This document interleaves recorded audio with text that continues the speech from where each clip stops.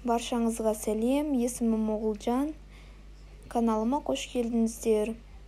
Бүгін сіздерге құймақтың осындай тесіліп, әдемі болып шығатын рецептінен бөлісетін боламын. Құймағымыз әдемі болып піседі, табаға да жабыспайды.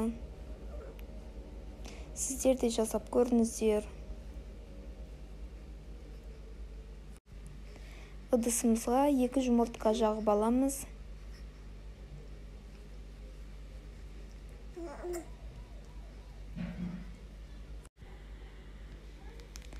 Бір пиала қантымызды салып, жақсылап араластырамыз.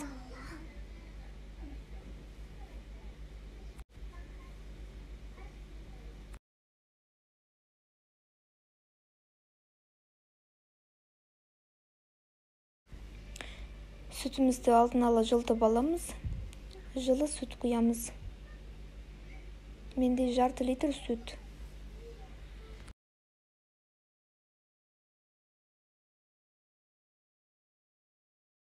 Бір шай қасықта жарты ас содасын салып, жақсылап араластырамыз.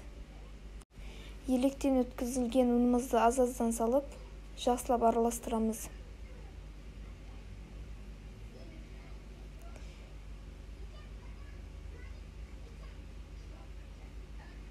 Мен 1 стакан ұн саламын.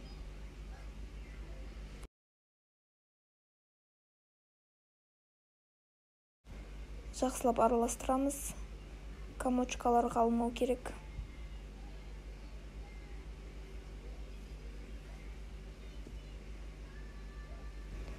Жарты пиала майымызды құйып, жақсылап араластырамыз. Осындай теп-тегіс масса дайын болады.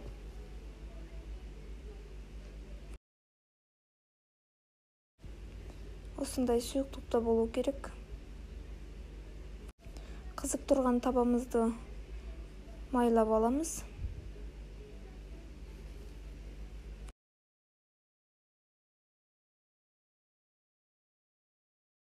Енді бісмиллах деп құюды бастаймыз. Осындай тесікшелер пайда болады.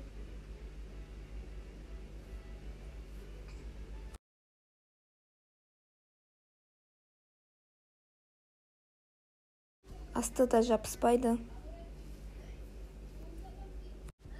Осындай әдемі құймақтарымыз дайын болды. Сіздер де дайындап көріңіздер. Каналым ұнап жатса, подписка жасап, лайк басуды ұмытпаңыздар. Жаңа рецепт күтіп қалыңыздар. Назарларыңызға рахмет.